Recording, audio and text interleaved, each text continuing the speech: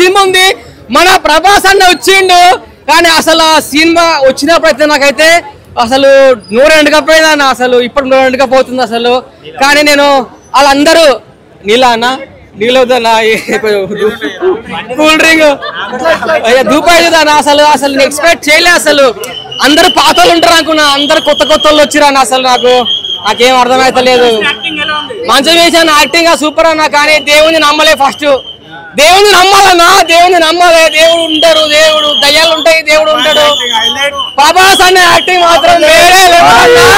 కానీ అందరూ పాత యాక్టర్స్ ఉంటే బాగుండు. బాహుబలి 3కి ఎందుకు కొత్తలు పెట్టరు, పేరెందుకు మార్చారు? బాహుబలి సినిమాకు కన్నప్ప పెట్టరు, కట్టప్ప పెట్టా మంచిగా ఉండు, కన్నప్ప పెట్టరు.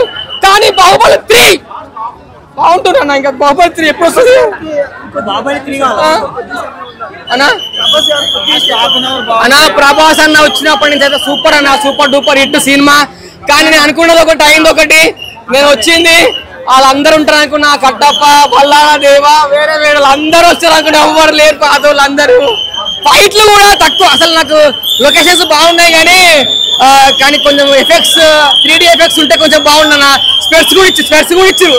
ఆ స్పెట్స్ కూడా ఒక్క ఎఫెక్ట్ కనిపించలేదు స్పెట్స్ లో నాకు.